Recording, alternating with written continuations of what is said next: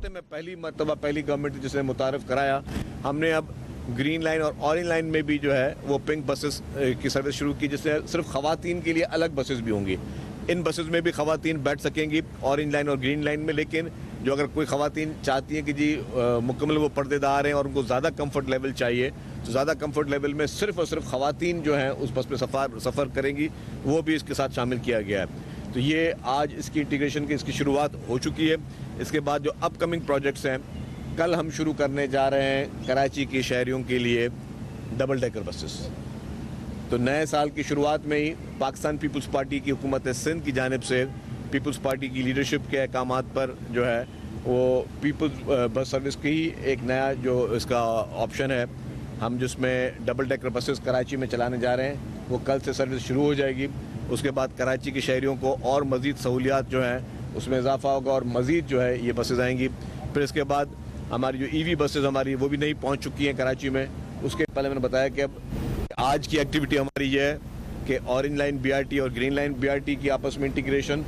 Second activity कल जो है हमारी जो डबल डेकर बसेस हैं, उसके बाद ईवी बस का रूट है। उसके बाद फिर हम खैरपुर में पीपल्स बस सर्विस स्टार्ट करने जा रहे हैं, शिकारपुर में हम पीपल्स बस सर्विस स्टार्ट करने जा रहे हैं, हैदराबाद में मजीद रूट्स का भी हम इजाफा करने जा रहे हैं पीपल्स बस सर्विस का, और टंडो अलायार में भी जो हम पीपल्स बस सर्विस शुरू करने जा रहे हैं। तो ये सारे हमारे जितने प्रोजेक्ट्स हैं उससे आवाम को सहूलियत मिलेंगी। जो इस वक्त आपका एक सवाल जो आएगा, मैं एडवांस में बताता हूँ कि आपका सबका सवाल होगा कि रेड लाइन बीआरटी का क्या होना है। रेड लाइन बीआरटी में बहुत सारी तकालीफ थी, बहुत सारे चैलेंजेस थे और बहुत सीरियस चैलेंजेस थे, और उसको बिल्कुल नेक नीयती के साथ, दयानतदारी के साथ, ईमानदारी के साथ उन चैलेंजेस को एड्रेस कर लिया गया है।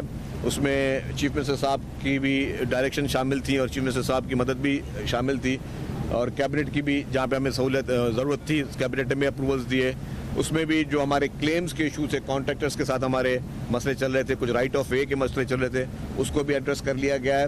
तो वो काम शुरू हो चुका है रेड लाइन बीआरटी का। अगर आप अभी आते जाते, मैं साफ़ी दोस्तों से कहूँगा कि अगर आप रेड लाइन बीआरटी के कॉरिडोर्स की जानिब आप जाएंगे तो आपको नज़र आएगा कि वहाँ पे काम शुरू हो गया है। और हमारी इस वक्त कोशिश ये है कि हम मार्च अप्रैल तक जो आपके मेन कॉरिडोर्स हैं उनको हम कंप्लीट कर लें। बाकी जो उसके साथ जो पैरेलल डेपोज का काम चल रहा है या बाकी चीज़ें वो भी चल रही हैं। येलो लाइन बीआरटी का काम, उसमें जो ताज हैदर ब्रिज थी वो कंप्लीट हो चुकी है। बाकी उसके दो कंपोनेंट्स उनको भी टेंडर आउट कर दिया गया है। हमारे डेपोज काम उसमें भी चल रहा है। तो इस वक्त महकमा ट्रांसपोर्ट हुकूमत सिंध पीपल्स पार्टी की लीडरशिप की क़यादत में और उनके अहकामात पे और चीफ मिनिस्टर साहब की अहकामात पर ट्रांसपोर्ट के महकमे को और उसकी सहूलियात को पूरे सिंध की पब्लिक के लिए हमारी ये कोशिश है कि हर ज़िले में हम शुरू करें। इसके अलावा हमारी 500 बसेस एक और हमारी प्रोसेस, 100 बसेस एक और प्रोसेस में। तो हम ये चाहते हैं सिंध भर का हम ट्रांसपोर्ट के जो इश्यूज़ हैं उसको रिजॉल्व करें। अच्छा सर, बताइएगा कि कल आप यहाँ एक तरफ आवाम को सहूलत दे रहे हैं, दूसरे लोग दहशत पैदा करने की कोशिश कर रहे हैं। कल एक बड़ा प्रेस कॉन्फ्रेंस हुई थी, जो लोग सिंध और पाकिस्तान के सबसे बड़े शहर कराची में तकरीबदारी का मनसूबा बनाने थे और हमारी बच्चियों को तैयार करके हमारे सामने धमाके करवाने की कोशिश करते हैं। क्या कहेंगे आप? सवाल तो आपका बहुत अहम है, लेकिन आपने हमारे जो आज की अचीवमेंट थे उसको बिल्कुल हमें आपने हिट कर दिया और मुझे पता है फिर आपकी मीडिया उठाएगी उस चीज़ को। लेकिन खैर देखिए जी, सिंध पुलिस ने बहुत अच्छी कार्रवाई की कि हमारे खुफिया इदारों की मदद से कल जो है इस लड़की, एक बच्ची जिसको दहशत गर्दों ने, मुल्क दुश्मन अनासर ने, पाकिस्तान के दुश्मन लोगों ने और गैर मुल्की फंडिंग पे पलने वाली कुछ बैंड आउटफिट्स ने जो है उस मासूम बच्ची को सहारा बनाया। सोशल मीडिया के ज़रिए उसके दिमाग में वो सीडिंग की गई, उसको राग़िब किया गया कि वो एक मासूम बच्ची जो कि जुवेनाइल बच्ची थी, वो उसको इस हद तक राग़िब किया गया कि वो अपनी जान लेने के लिए भी तैयार थी और आम मासूम लोगों की जान लेने के लिए भी तैयार थी, अपनी जान देने के लिए भी तैयार थी और आम मासूम लोगों की जानें लेने के लिए तैयार थी। उसको खुदकश जैकेट उसको बनाया, उसको पहुंचाई गई, उसको राग़िब किया गया सोशल मीडिया के ज़रिए कि जी ये बहुत बड़ा काम है, ये बहुत बड़ी चीज़ें जो हैं वो है, कोई बहुत बड़ा कमाल है। इसी तरीके से पहले हमारे पास दुश्मन ममालिक के कहने पे कुछ मजहबी लोगों को जो है वो जहाद के बहाने इस तरह तैयार किया गया, फिर आज़ादी के बहाने से लोगों को इस तरह के नारे लगा के उनको गलत राह पे लेके जाया गया। लेकिन हुकूमत सिंध ने बहुत ही सेंसिबली फैसला किया कि उस लड़की को पहले तो हमारी पुलिस ने और खुफिया इदारों ने उसकी मदद से उसको गिरफ्तार किया गया। गिरफ्तार करके क्योंकि वो जुवेनाइल थी, ये समझा गया कि जी उस लड़की को किसी ने इन्फ्लुएंस किया है गलत तरीके से सोशल मीडिया के ज़रिए और फिर उसको इस चीज़ के लिए राग़िब किया है, तो फिर उसको जो है गिरफ्तार नहीं किया गया, उसको प्रोटेक्ट भी कर रही है। और इससे हमारा ये मैसेज भी है कि जितने भी पेरेंट्स हैं, वालिदैन हैं, बराए मेहरबानी अपने बच्चों की इन एक्टिविटीज़ पे, सोशल मीडिया की एक्टिविटीज़ हो या उनके मेल मिलाप किससे मिल रहे हैं, मोहल्लों में किससे मिल रहे हैं, उनके दोस्त क्या हैं, वो उन वालिदैन की जिम्मेदारी है कि उसका खुसूसी तौर पर उसको ख्याल करें ताकि उनके अपने बच्चे जो है वो भी इस अजाब से बच सकें और जो दूसरे के बच्चों को वो अजाब देना चाहते हैं उससे भी उनको बचाया जा सके, क्योंकि ये बहुत ही सीरियस एक थ्रेट है माशरे में, जिसको हमारी लॉ इन्फोर्समेंट एजेंसीज जो हैं वो इसको इस तरीके से उनको चैलेंज का मुजाहरा भी कर रही हैं, दहशतगर्दों से लड़ भी रही हैं, चाहे अफ़गानिस्तान से दहशतगर्दी हो या बाकी जगहों से जो दहशतगर्दी हो या भारत के पेरोल पे जो लोग ये काम कर रहे हैं वो अपने बच्चों को तो संभाल के अच्छी जगहों पर रख कर बैठे हुए हैं, कौम के बच्चों को वो इस्तेमाल कर रहे हैं कि कौम के बच्चे इस तरह की चीज़ों में इस्तेमाल हो। और अगर खुदा ना खास्ता एक सेकंड के लिए ये जो उनको सीडिंग की जाती है, उनको गलत बयानियाँ दिए जाते हैं, अगर खुदा ना खास्ता कल को वो बच्ची कामयाब हो जाती कहीं पे ब्लास्ट करने में, तो एक तो उसकी जान जाती, उसके पेरेंट्स का क्या हाल होता, और उसके सेकेंडली फिर जिन लोगों की वो जाने लेती तो उसमें उन मासूम घरवालों के साथ क्या गुजरती। लेकिन मुझे ये बताएं कि उससे क्या उनके मकासद पूरे हो जाते? ये उन तमाम लोगों के लिए चैलेंज है। क्या किसी एक ब्लास्ट से किसी का मकसद पूरा हुआ है? दुनिया में जहाँ जहाँ पे दहशतगर्दियाँ हुई हैं, तो सुसाइड बॉम्बिंग से या टेररिज्म से आज दिन तक किसी मुल्क में या दुनिया में कोई भी ऐसा कोना जहाँ पे कामयाबी हो नहीं होती है। ये सिर्फ और सिर्फ इनका मकसद होता है कि अपने मुल्क को बदनाम करना, अपने मुल्क को टारगेट करना, अपने मुल्क के लोगों को टारगेट करना।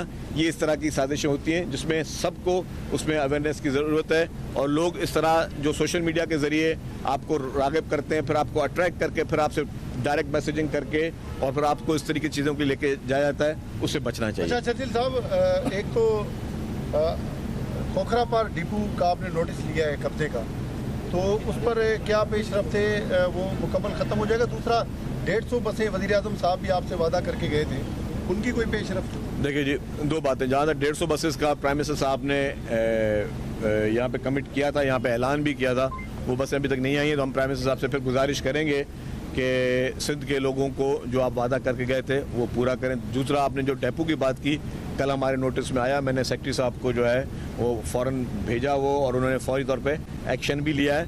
कब्ज़ा किसी को करने नहीं देंगे।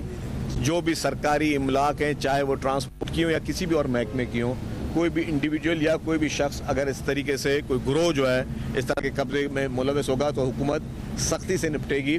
और this is not free for all कि कोई भी आके अपनी मर्जी से सरकारी चीज़ समझ को जो है वो समझ के माले गनीमत है, तो किसी भी सूरत में कामयाब नहीं देंगे। डबल डेकर बसों का रूट क्या होगा, उसका किराया क्या होगा, कौन कौन से मज़ीद डबल डेकर बसें किन शहरों के लिए आ सकती हैं? देखिए, डबल डेकर बसें पहले तो महदूद अंदाज में एक हम एक्सपेरिमेंटल मोड में लेके आ रहे हैं। ये शारा फैसल पे चलेंगी, मलीर से शारा फैसल तक जो है ये पूरी डबल डेकर बसेस चलेंगी। हमने चीफ मिनिस्टर साहब से मेरी बातचीत हुई और चीफ मिनिस्टर साहब ने इस पर अग्री भी किया है। हम मज़ीद भी डबल डेकर बसें लेके आ रहे हैं। हमारी कोशिश है कि मज़ीद अब शहर के लिए हम डबल डेकर बसेस लाएं, यहाँ पे भी, और जो बाकी सिंध के इलाके हैं, शहरी इलाके हैं या देही इलाके हैं, वहाँ पे डबल डेकर बसेस चलाएं। डबल डेकर बसेस का फ़ायदा है, मैं एक चीज़ समझाऊँ कि डबल डेकर बसेस हम तो कहते हैं भाई शायद अच्छी एक सफ़र के लिए, लेकिन जब भी जिसने भी ये कॉन्सेप्ट बनाया उसने कॉन्सेप्ट इसलिए बनाया है कि जी एक बस, अब सामने आपकी ये बस खड़ी हुई है, इस बस में लेट्स सपोज कि 50-60 आदमी बैठते हैं और ये स्पेस उतना ही ले रही है। अगर इसी स्पेस में, क्योंकि अब आपके चैलेंजेस हैं सारे ट्रैफिक के चैलेंजेस हैं, रश के चैलेंजेस हैं, जो आपकी ट्रैफिक की इंटेंसिटी बढ़ती जा रही है, अगर इसी जो स्पेस वो ले रही है, इसी स्पेस में अगर मैं 60 की जगह से 120 लोग बिठा सकूं तो क्या होगा कि हमारी जो स्पेसिंग है वो उसकी जो हमारी वो बचेगी, जिससे हमारी ट्रैफिक के चीज़ों में आसानी होगी। जहाँ तक किराए की बात की, जो पीपल्स बस सर्विस का किराया है वही किराया इसके लिए रखा गया है।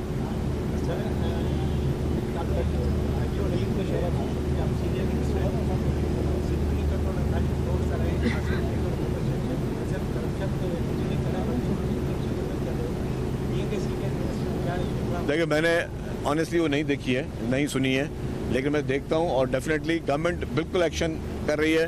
नासिर हुसैन शाह साहब जैसे लोकल गवर्नमेंट और इसके मिनिस्टर बने, उन्होंने सख्त एक्शन लिए। काफ़ी लोगों को उन्होंने जो है उसकी सरजनिश भी की, काफ़ी लोगों को उन्होंने पोस्ट आउट भी किया है, काफ़ी लोगों को उन्होंने निकाला भी है। तो गवर्नमेंट जो है वो हर डिपार्टमेंट में, हर महकमे में तमाम मिनिस्टर्स को जो है वो चीफ मिनिस्टर साहब की हिदायतें और पीपल्स पार्टी की लीडरशिप की हिदायतें हैं कि सारे महकमों की एफिशिएंसी को बढ़ाएं और इस तरह के जितने भी लूप होल्स हैं उसको हम ख़त्म करें। पिछले कुछ दिन से देखने में आया कि हुकूमत की जानिब से ऐसे वाक़यात रोनमा हो रहे हैं। आप सियासी जमातों को तो कहते हैं कि हुकूमत चैलेंज करना नहीं देंगे, लेकिन वो जो चलता है रोड ब्लॉक कर दिया, कोई पेशी भी किया, उसको मारा। कल भी एक पेशी पे तो कोई पूछने वाला नहीं, कोई कार्रवाई करने वाला नहीं निकला। देखिए, अफसोसनाक वाक़या है ये। मैंने सोशल मीडिया पे ही देखा है कि कोई शख्स, चाहे वो कसूरवार हो या नहीं हो, वो फैसला करना अदालत का काम है। और अगर कोई अदालत में जाता है तो किसी को भी कानून अपने हाथ में नहीं लेना चाहिए। और अगर कोई भी कानून से बालातर नहीं है, अगर किसी ने ये गलत काम किया है तो डेफिनेटली उसके ख़िलाफ़ कानूनी कार्रवाई होनी चाहिए। मेरी गुजारिश होगी कि हमारे मुआशरे में हम अदम बर्दाश्त का जो है सलूक वो ना करें। हम अपने मुआशरे में टॉलरेंस की पॉलिसी लें, हम अपने मुआशरे में इस तरह की पॉलिसियाँ बनाएं जिससे हम चीज़ों को बेहतर कर सकें। इस तरीके से कोई तशद्दुद की बात करना, ये कोई तशद्दुद की राह वो अख्तियार करता है जिसकी दलीलें कमज़ोर पड़ जाती हैं या जो कमज़ोर होता है। जो जिसकी दलीलें ठीक हैं, अगर समझता है किसी ने किसी को के ऊपर मुकदमा किया हुआ तो अदालत में अदालत को फैसला करने दें। Let court decide. ये आप और मैं कोई नहीं होता कि हम बैठ के सड़कों पर फैसले करते रहें और लोगों को इस तरीके से ज़दोकोब करें या लोगों की इज्जत नफ्स के साथ खेलें। तो जो भी चीज़ है वो गलत हुई है।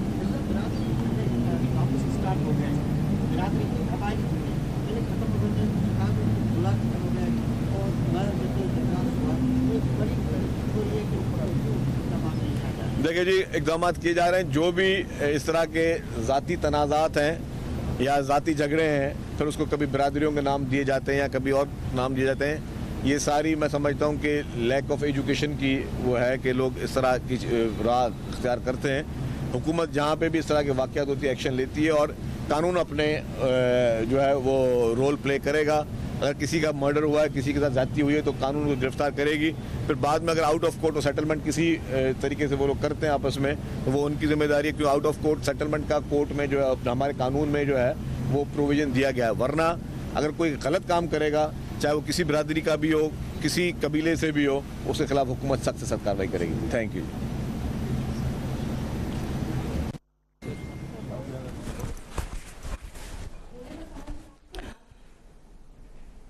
सूबाई वज़ीर शजील इनाम मेमन मीडिया से गुफ्तगू कर रहे थे। कहा कि 1 लाख मुसाफिर रोज़ाना कराची में सफ़र कर सकेंगे। कल से कराची के शहरियों के लिए डबल डेकर बस चलाने कहा था कि ख़वातीन के लिए पेइंग बस सर्विस चल रही है।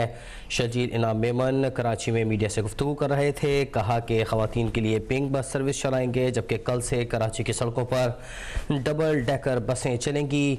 खैरपुर में भी पीपल्स बस सर्विस शुरू करेंगे। दुश्मन मुल्कों और कलअदम तंजीमों ने मासूम बच्चों तक को वरगलाया है, इनका मुकाबला करेंगे।